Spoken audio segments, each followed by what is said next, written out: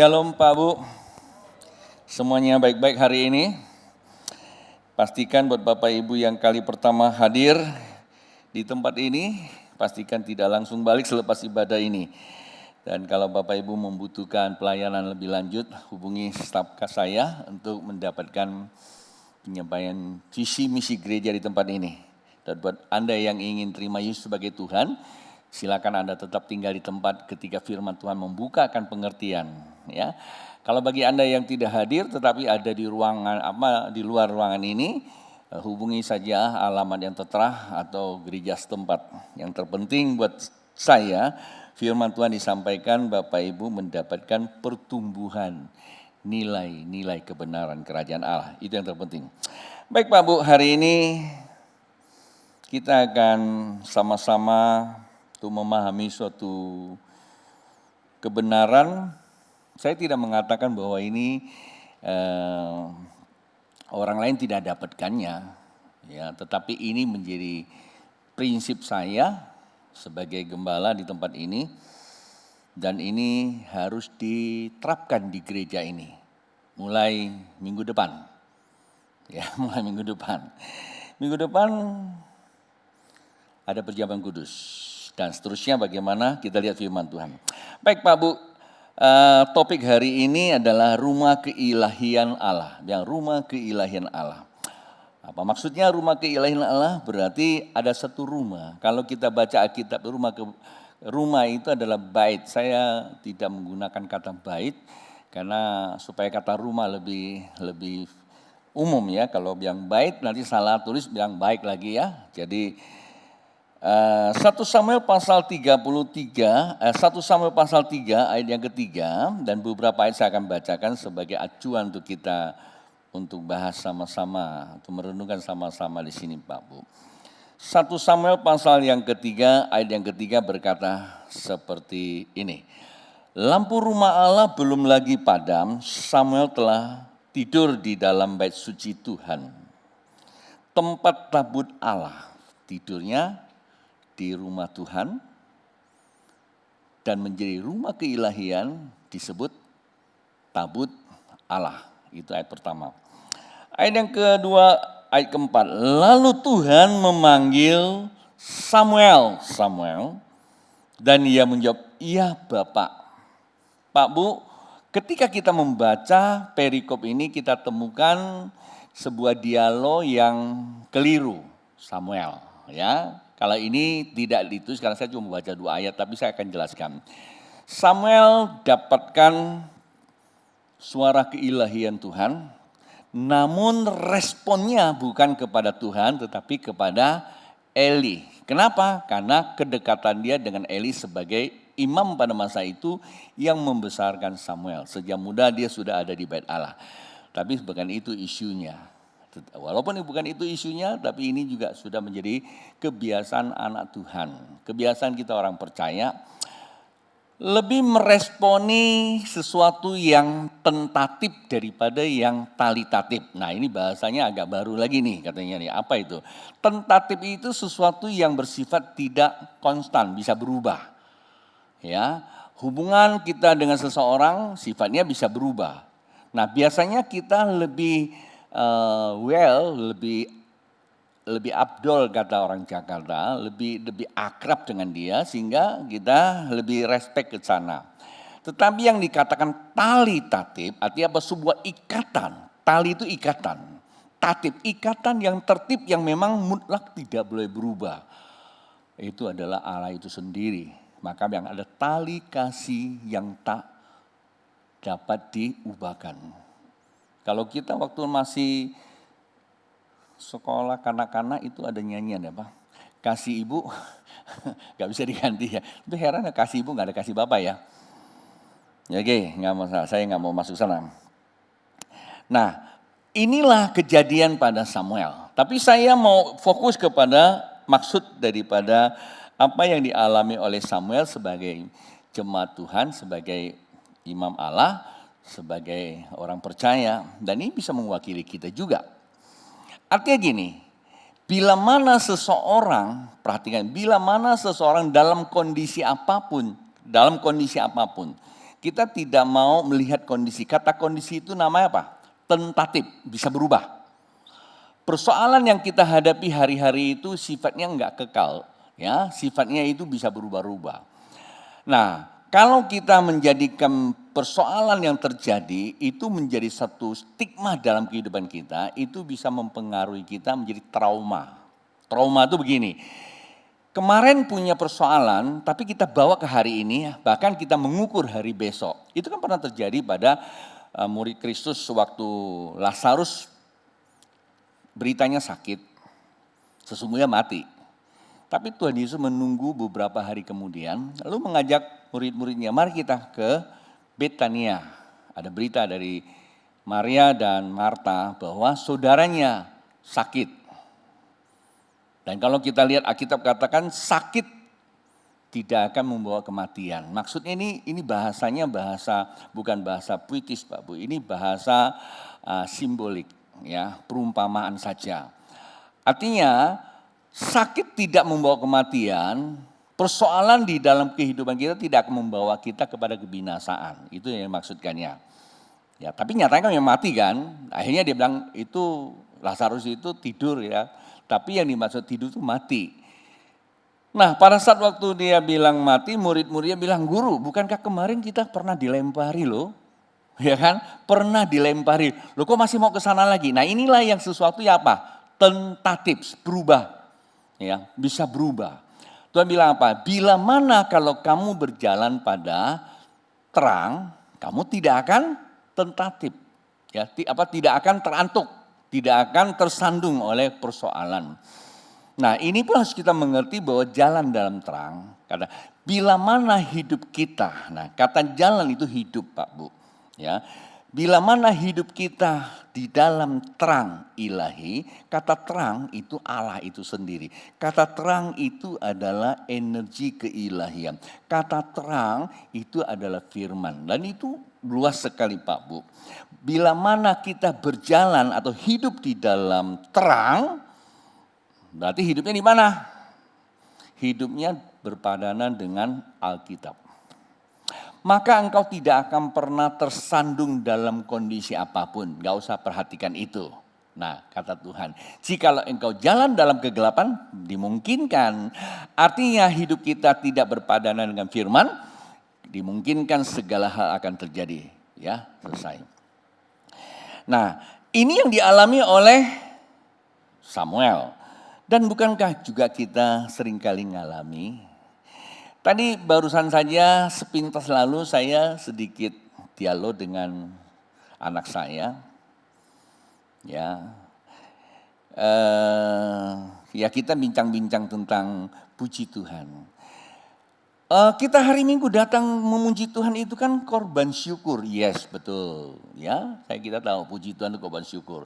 Kalau zaman dulu puji Tuhan itu, memuji Tuhan itu korban syukurnya potong apa? Lembu atau domba. Ada korbannya. Lah sekarang kita korbannya apa? Kan nyanyi bagaikan korban syukur. Saya setuju ya. Kita kalau memaknai itu korban syukur. Tapi ngerti enggak apa itu artinya? Ya. Bukankah pemazmur pernah berkata begini, biarlah segala yang bernafas memuji Tuhan. Pak Bu perhatikan baik-baik bahasa ini. Bu, ya, ini pemazmur itu membuka kembali ya kebenaran firman Tuhan yang tanda petik mungkin sebagian ini tersembunyi. Biarlah yang bernafas memuji Tuhan. Nah, sesungguhnya apa maksudnya? Nafas itulah yang dikatakan dalam sastra Ibrani Yehweh, itu Yehuwa. Bukan nama Pak Bu, itu nafas yang dihembuskan oleh Tuhan. Itulah nafas. Nafas bukan nafas yang kita hirup ini. Nafas itu adalah jiwa yang hidup. Nah di dalamnya kandungnya apa? Roh dan kehidupan.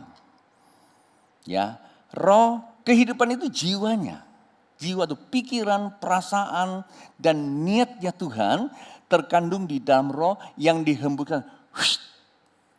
Nah, Tuhan bilang, jangan kamu membantah loh. Kalau kamu membantah ini bisa mati. Kata mati dalam bahasa asli itu hubungannya putus. Ya kita jangan terjemahkan mati itu kayak dikubur gitu ya. Kata mati itu sirna. Bila mana engkau tidak mentaati firman Tuhan. Maka terjadi kan, Adam, Hawa tidak mentaati maka mati. Nah matinya itu ininya yang putus. Sehingga manusia tidak lagi memuji Tuhan dengan apa?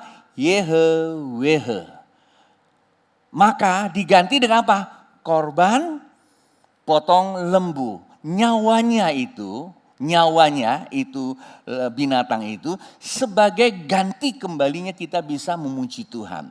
Dilakukan sekian lama Pak Bu. Itu namanya umat Allah memuji. Menggunakan itu. Tapi sekarang kan kita nggak potong lembu. Nggak potong domba. Nggak bunuh binatang kan. Itulah sebabnya Yesus naik atas kayu salib. Dan kematian itu merupakan sebuah korban.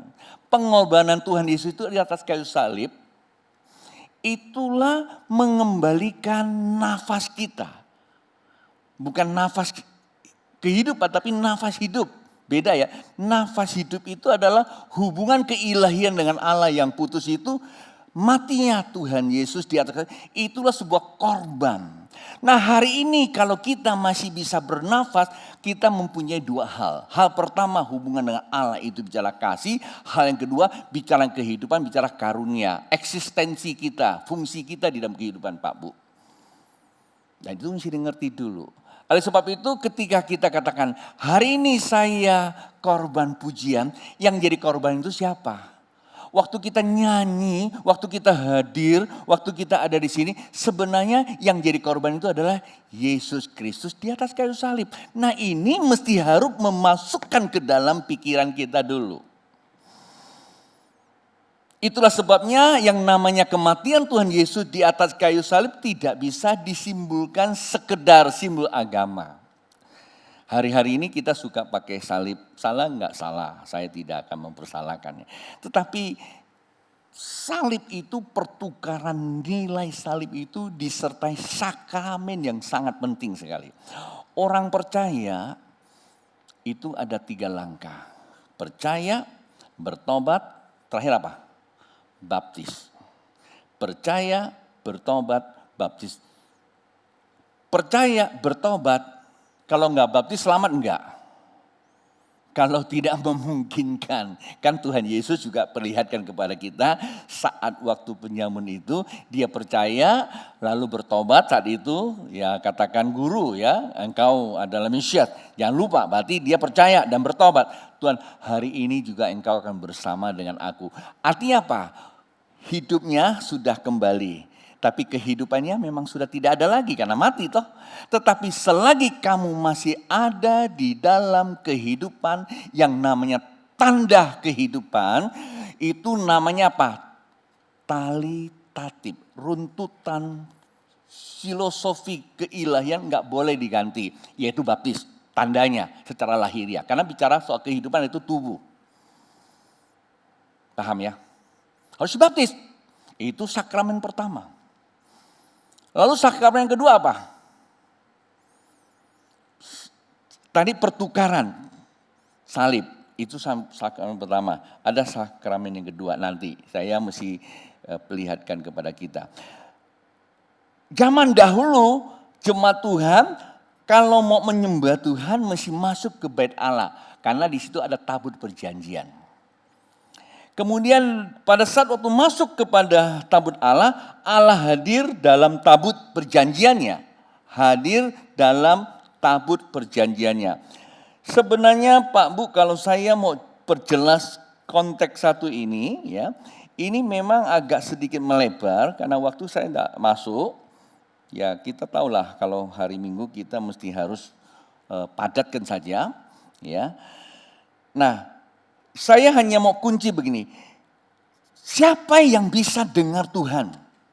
Siapa yang bisa berdialog dengan Tuhan? Siapa yang bisa mengalami keilahian Tuhan?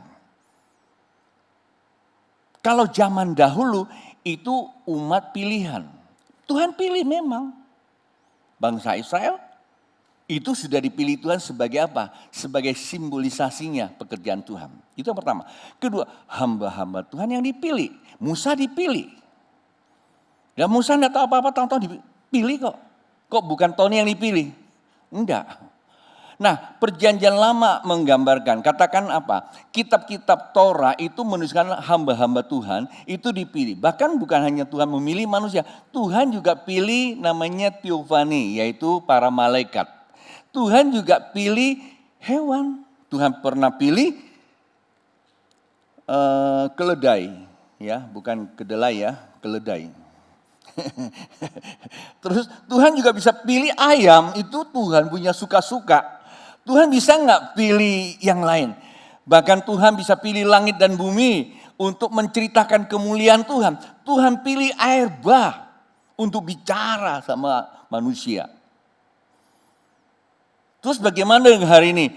Ya kemungkinan Tuhan pilih pandemi ini sedang berbicara sama kita. Ya buktinya saya banyak dapat dengar suara Tuhan dengan adanya pandemi. Sebelum pandemi kayaknya kurang banget, terlalu sibuk kemana-mana. Tapi dengan ada pandemi lebih banyak istri saya bilang, lu tuh gak bosan ya tiap hari itu di kamar. Saya ngapain? Kalau di luar ngobrolnya yang gak masuk ke konteks kebenaran firman, saya agak gak terlalu suka, jujur aja.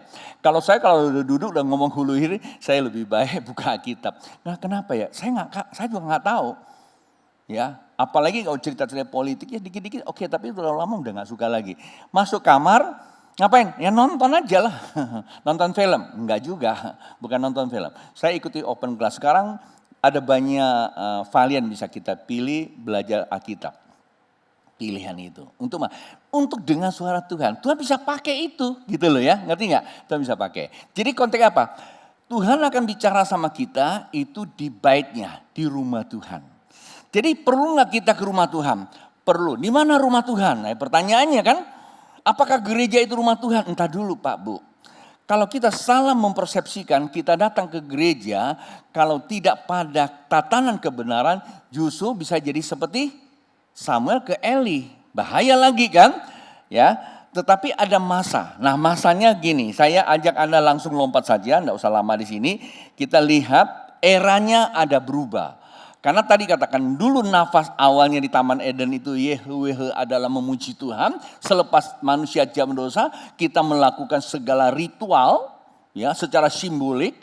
Ingat aja ritual secara simbolis, liturgi yang saklek gitu ya dan macam-macam itu. Nah itu berlalu ketika Tuhan Yesus datang. Di mana? Nah ini namanya era baru. Yohanes pasal yang keempat, saya ajak baca ayat ini saja, Yohanes pasal 4 ayat 23. Tetapi saatnya akan datang dan sudah tiba sekarang bahwa penyembah-penyembah benar akan menyembah Bapa dalam roh dan kebenaran. Sebab Bapa menghendaki penyembah-penyembah demikian. Mengapa? Pada dasarnya Allah itu roh. Allah bukanlah patung. Allah itu bukanlah tempat. Allah itu tidak berbicara kebendaan yang kelihatan. Allah itu adalah Allah yang ilahi. Yang transenden.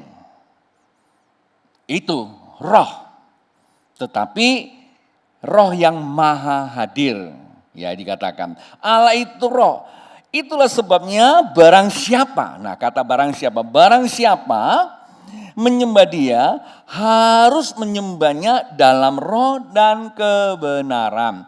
Pak Bu, hari-hari ini kita kan dibuat pemahamannya kalau kita ketemu seorang pemusik, ia akan cerita tentang musik menyembah Tuhan. Salah enggak? Enggak salah. Karena masing-masing mempersepsikannya. Kalau seorang penyanyi yang agak kualifikasinya oke, ia akan bicara tentang menyembah Tuhan dengan nyanyi is oke, tidak masalah. Tetapi kita mau kembali kepada esensi kebenaran. Kata menyembah dalam roh dan kebenaran. Dari semulanya memang seperti itu. Dari semulanya manusia belum jatuh dalam dosa, waktu dia Yahweh, nafasnya itu mengandung roh dan kebenaran. Nafas manusia yang Tuhan berikan, nefes, itu adalah kebenaran Allah, jiwanya Allah, firman-Nya Allah, dan rohnya Allah. Ketika manusia jatuh mendosa, ini hilang. Tapi manusia punya jiwa enggak? Jiwa kehidupan. Masih punya roh enggak? Punya roh kehidupan, roh manusianya. Tidak ada lagi roh keilahian. Hidup sendiri. Nah, maka itu untuk mengembalikan ini perlu korban. Tetapi ketika Yesus datang, mati di atas kayu salib, dan Tuhan menghembuskan kembali nafas. Nefesnya itu apa? Di dalamnya mengandung apa? Mengandung kebenaran, yaitu adalah pikiran, perasaan, dan keinginan Tuhan. Itu yang ditulis di dalam Filipi pasal 2 ayat 5. Hendaklah engkau memiliki pikiran dan perasaan Kristus. Ya, kemudian di ayat pasal 4 ayat 10 katakan, maka menjadi sempurnalah pikiran perasaan kamu bertumbuh bagi manusia. Akibat dari ada pikiran Kristus di dalamnya, Pak Bu. Itu dikembalikan. Nah, mulai saat itulah kita bisa punya hubungan lagi dalam roh kita dan kebenaran kita. Apa itu kebenaran kita? Kebenaran kita adalah pikiran perasaan kita. Pikiran perasaan kita itu jiwa kita. Dan jiwa kita itu merupakan apa? Media penyatu. Kalau Bapak Ibu membuka kamus bahasa Indonesia, pikiran perasaan itu adalah akal budi manusia. Pikiran manusia itu akal budi. Pikiran manusia akal budi itu merupakan apa? Titik sambung kepada manusia batin, manusia roh. Paham ya sini ya?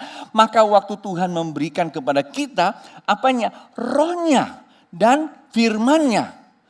Rohnya ditaruh kemana? Firman-Nya ditaruh ke dalam pikiran perasaan kita. Coba kita lihat satu ayat. Tiba-tiba saya mesti harus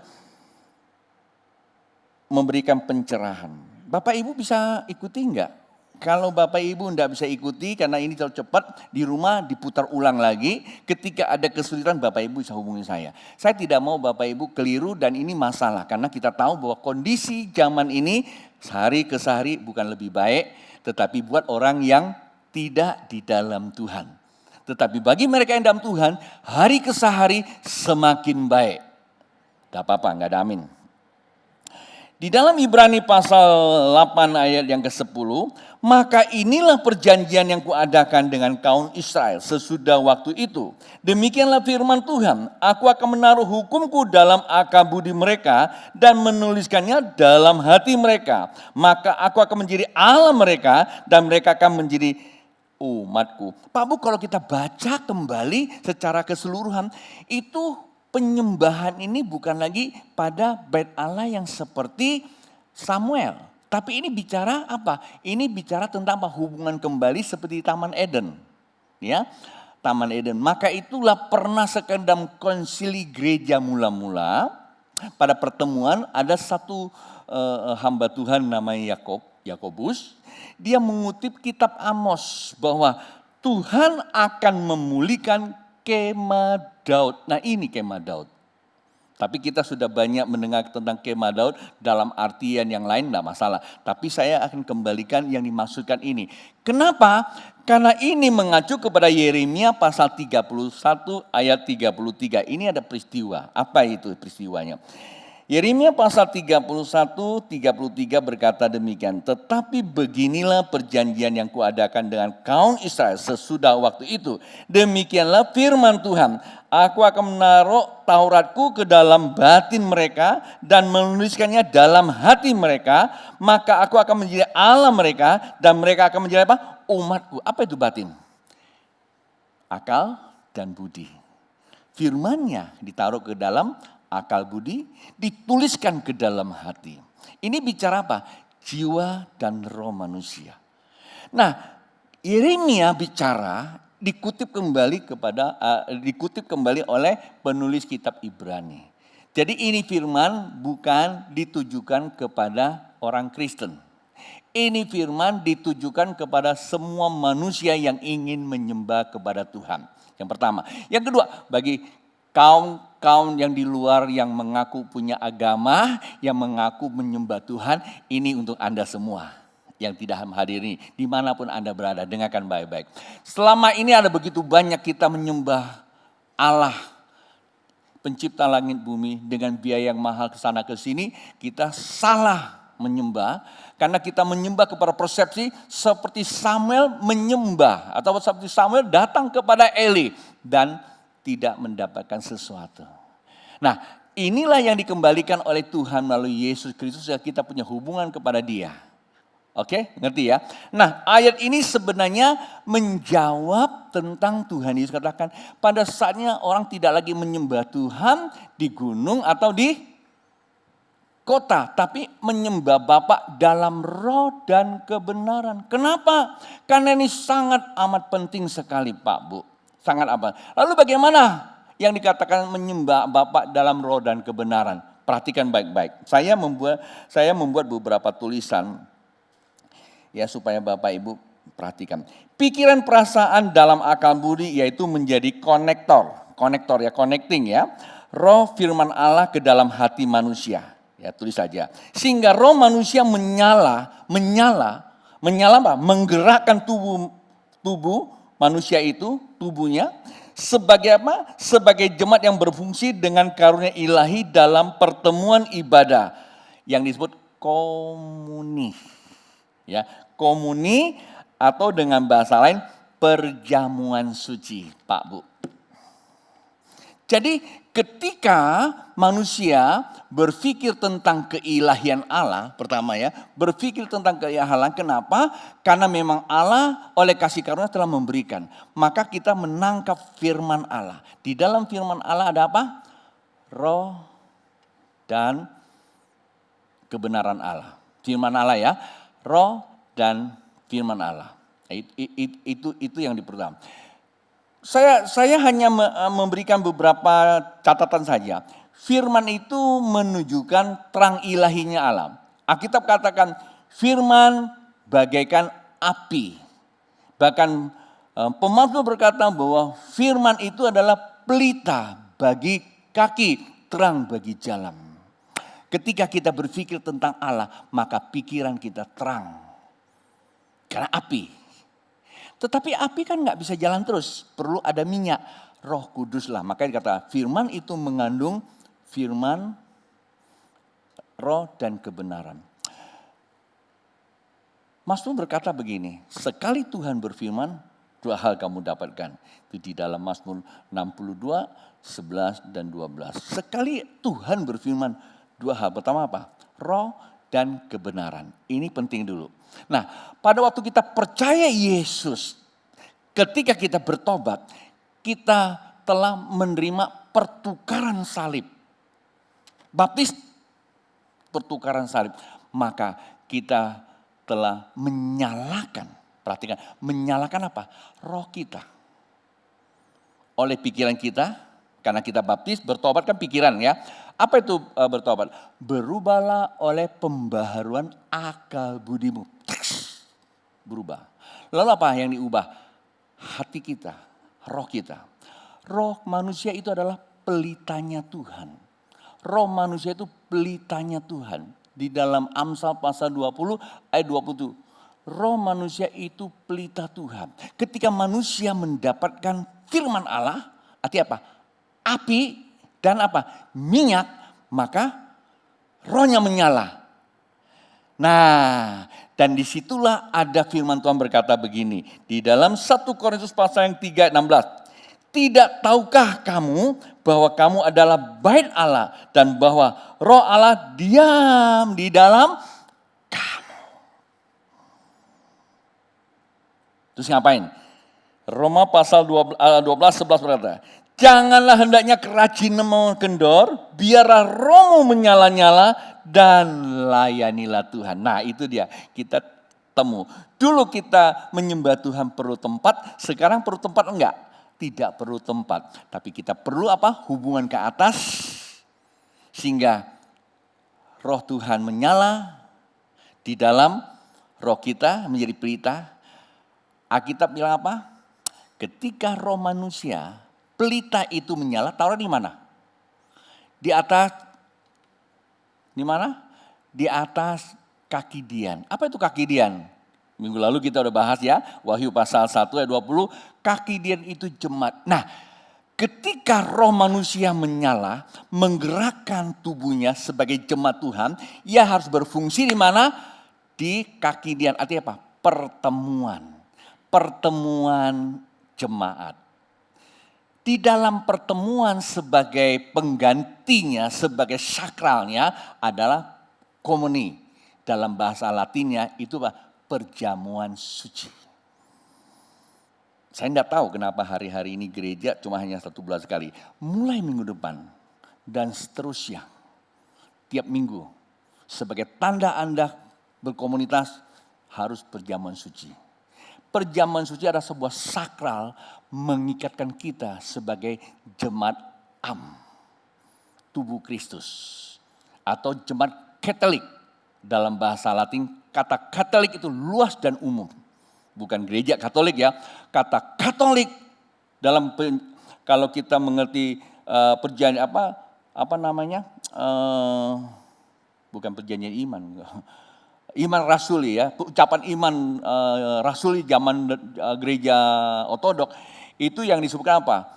Kami percaya gereja bukan tapi Katolik. Ya, pada Katolik belum ada. Jadi kata Katolik itu adalah gereja universal. Saat waktu kita ambil perjamuan kudus, ya kita menjadikan kita komunitas yang menyatakan kehadiran Tuhan di tengah kehidupan kita. Jadi tidak salah perjamuan kudus itu tiap waktu. Bahkan Alkitab katakan, bila mana engkau bersekutu, hendaknya apa? Hendaklah engkau mengangkat cawan perjamuan kudus. Pak Bu, sebagai penutup. Kalau kita lihat kisah para rasul pasal kedua, cuman mula-mula setelah dibaptis mereka bersekutu, mereka ngapain? Nah, inilah menandakan jikalau kita mempunyai sebuah pemaknaan. Sebenarnya bukan perjamuan kudusnya, angkat cawan itu. Sebenarnya juga bukan baptis airnya, itu semua adalah tanda lahiriah. Kita bertobat percaya baptis itu sakralnya. Waktu kita bersekutu, kita perjamuan kudus itu tandanya. Tetapi yang lebih daripada itu adalah rohnya menyala-nyala, melayani Tuhan. Di dalam ini sebenarnya khotbah minggu akan datang. Saya buka aja. Di dalam 2 Korintus pasal 8, ini bicara tentang jemaat.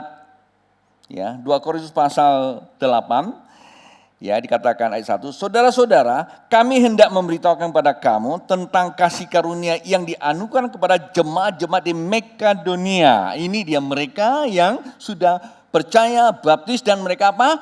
Bersekutu sebagai jemaat Tuhan. Selagi dicobai dengan berat dalam berbagai penderitaan. Pak Bu, Anda tahu pada zaman dulu sangat berat sekali mereka. Dan mereka ada di mana? Mereka ada di Bait Allah. Kata Bait Allah berarti itu belum dihancurkan. Masih Bait Allah orang Yahudi. Orang Kristen pada mulanya nggak punya agama. Orang Kristen pada mulai itu adalah mengikuti jalannya Tuhan. Jalan Tuhan maksudnya. Orang Kristen mula-mula jalan Tuhan berarti apa? Bersekutunya apa? Bersekutunya itu adalah komunitas dengan tanda perjamuan suci.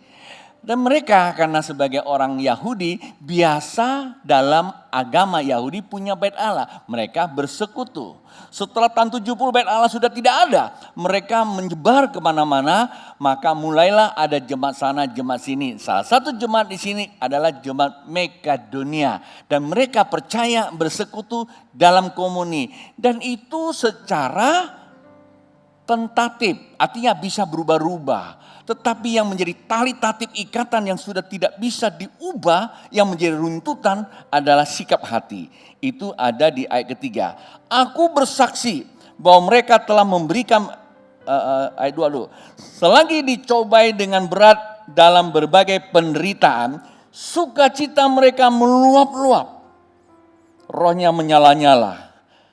Melayani Tuhan ya. Dan meskipun mereka sangat miskin, bukan orang kaya Pak Bu. Namun mereka kaya dalam kemurahan.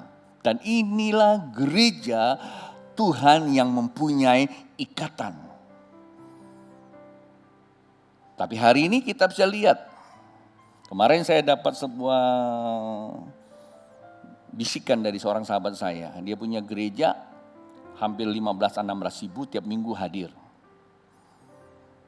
Oleh karena kehadirannya dia harus mengubah tempatnya, diperluas, akhirnya terlibat hutang juga kan. Dan kondisi seperti ini. Dan dia bilang apa? Kami tidak berkekurangan bro, masih bisa makan. Tapi itu cadangan kami. Artinya apa? Masih ada cadangan. Salah nggak? Nggak salah kalau gereja punya cadangan. Tetapi apakah kita hidup oleh cadangan? Tapi untuk pendapatan, Pak, saya gunakan pendapat, persembahan hari Minggu turun. Kemana 15 ribu itu? Karena memang mereka hadir, karena apa? Tentatif. Karena apa? Karena ekspresi. Kenapa? Karena kebiasaan hadir sana hadir sini. Begitu ada penderitaan tidak berwujud. Itulah disimpulkan oleh seorang hamba Tuhan. Survei terakhir mengatakan bahwa dengan pandemi ini kemerosotan krisis iman itu mencapai sampai persentase yang tinggi. Akibatnya mengakibatkan kerusakan hukum keilahian. Hukum ilahi yang sudah menjadi tentatif, menjadi talitatif. Akibatnya apa? Kehidupan sosialnya apa? Moral, etika. Itu rusak. Kata moral, etika. Banyak orang lebih mementingkan dirinya daripada apa yang Tuhan berikan kepada dia. Salah nggak kita berpikir apa yang harus saya dapat besok? Tidak salah. Tetapi manakala kita lupa namanya Yehe, nafas mulu ada korban Yesus. Alkitab katakan apa? Bila mereka memperhatikan Tuhan melalui fellowship atau komuni, maka sebagai tandanya, makanya katakan jangan kita sembarangan ambil perjamuan kudus. Perjamuan kudus itu adalah bukan mujizat buat kamu kesembuhan. Boleh nggak? Bisa nggak? Bisa saja. Tapi itu bukanlah yang dimaksudkan ini. Oh, orang ambil perjamuan kudus lalu sembuh. Ya, itu iman. Jangankan cuma hanya perjamuan kudus, air juga bisa sembuhkan kok.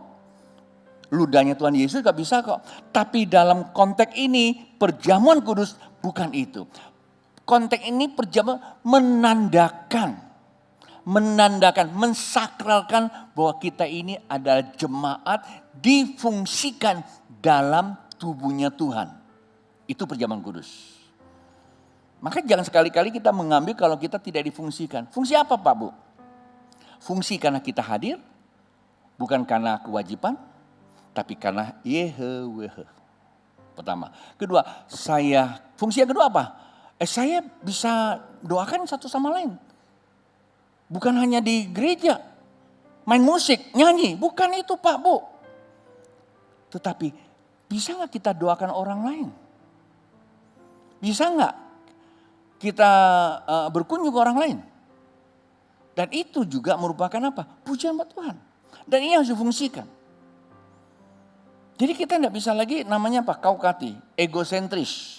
Ini kan muncul daripada masuknya iblis. Lalu ayat keempat dikatakan, dengan kerelaan sendiri mereka meminta tuh jemaat Makedonia. Itu enggak diharuskan kalau sini khotbahkan. Begitu saya khotbah nanti kamu lihat aja, pasti begini ada berapa banyak. Karena udah bicara soal uang, pasti begini. Betul enggak? Itu saya suka dilaporin, itu apa di media sudah ada yang begini mau babe nih. Enggak apa-apa. Buat saya tidak ada urusan, yang penting firman Tuhan itu bisa didengar, bisa mencerahkan. Karena kita bicara apa? Kita mau dengar suara Tuhan masing-masing bukan karena pendeta. Oh saya mau berkata begini, ada yang berkata begini, kenapa kamu nggak lakukan itu? Saya bilang begini, saya lakukan ini bukan karena si A, bukan karena si B. Sini, ada kesaksian dari sini, harus. Pak Bu kalau Bapak ini nggak mau makan daging ini, nggak mau makan daging itu, nggak buat ini, buat itu, jangan kata orang. Ini aja. Ikuti ini, smart. Pengenalan akan Allah. Itu namanya genesko. Hosea ya. Pengenalan Hosea pasal 6 ya. Pasal 4. 6 atau 4 lah pokoknya itu. Pengenalan akan Allah merupakan pengetahuan kita tentang kehidupan. Ini bahasa saya. Genesko, yada. Maka itu dikatakan apa? Smart. Saya mengenal atau saya mengikuti arahan Roh Tuhan. Itu dalam akronim saya, SMART, pinter. Orang yang kenal Tuhan pasti pinter. Pinter apa? Bukan pinter bohong, pinter. Hari-hari ini Pak, Bu, yang diperlukan ada nilai. Jikalau engkau ada di kampung sana, tadi saya sempat curi-curi dengar sebentar. Teman-teman katanya mau makan di mana katanya, naik ke mana katanya tuh, wah sulitnya ampun-ampunan katanya. Tapi karena di situ ada nilai makanannya. Walaupun ampun-ampunan mereka masih ke sana. Terus Babe mau enggak? Enggak saya bilang. Saya dulu pernah juga yang begituan sih, tapi pelayanan. Tapi mau cari makan enggak kali ya gitu. Tapi kalau dibelikan boleh enggak? Boleh juga kalau dibeliin. Kalau usaha saya enggak mau yang begituan. Nah, tapi karena ada nilai kan, betul enggak? Saya pernah ke satu tempat ya, ambil sesuatu. Itu sampai saya kaget. Kayaknya enggak layak gitu. Tapi karena dia punya nilai gitu loh. Pak Bu, hari-hari ini kita yang penting smart. Kalau engkau mengenal Tuhan, jalankan panggilan Allah benar-benar, hidup kamu benar, api Tuhan menyala, ya kan? Minyak Tuhan itu penuh, minyak itu kan perlu diisi terus, berarti menyala-nyala, melayani, difungsikan kan tambah terus loh, nggak boleh berhenti, itu berfungsi terus. Nah, saya mau katakan kita pasti menjadi apa? Orang yang smart, pinter. Ya, kalau orang pinter Pak Bu, saya lihat kondisi pandemi ini beberapa kawan-kawan kita anak Tuhan itu, Anda bayangkan, mereka bisa eksis di masa-masa sukar. Dan mereka tidak pernah berhenti untuk ibadah. Mereka tidak pernah berhenti untuk melayani. Baik berdoa, baik memberikan persembahan. Walaupun terkadang memang sudah tidak mampu lagi. Jemaat Makedonia seperti itu. Pak Bu, untuk memberi, ya tidak perlu tunggu kaya. Yang terpenting adalah engkau kenal Tuhan atau tidak. Untuk jadi orang sombong juga tidak perlu tunggu kaya. Orang miskin pun bisa dia sombong. Benar. Ya, jadi hari ini firman Tuhan datang kepada kita. Jadikanlah tiap kita apa? Bait Allah. Dengan roh yang menyala-nyala. Bagaimana? Nyalakanlah api Tuhan. Yaitu firman Tuhan. Penuhilah minyak. Masuk ke dalam roh kita. Itu pelitanya Tuhan. Ya, saya ulangi, pelita Tuhan. Ditempatkan kemana? Kalau udah nyala sebagai jemaat. Ditempatkan kepada kaki diannya. Yaitu persekutuan. Ya apa? Difungsikan Pak Bu. Difungsikan. Coba tanya masing-masing. Jangan tersinggung khotbah. Tanya, saya ke gereja tuh ngapain? Fungsi enggak? Difungsikan enggak? Oh saya difungsikan, saya datang ke sini, saya mau lihat saudara saya datang enggak? Kalau enggak saya kunjungin dia. Itu yang disindir oleh Tuhan. Bahasa saya sindir.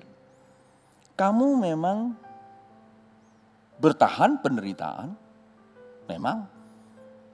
Tetapi kamu telah kehilangan kasih semula, bukan kasih mula, kasih semula. Kenapa? Kasih semula itu waktu kamu dipenuhi kemuliaan Tuhan, kamu akan selalu memperhatikan sahabat-sahabat kita.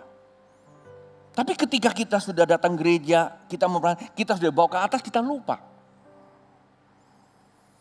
Saya masih ingat waktu kami masih di Dewa Ruci di Jakarta, Adi Nugraha itu, saya punya tim.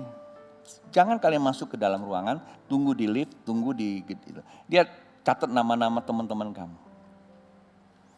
Nilai Pak Bu.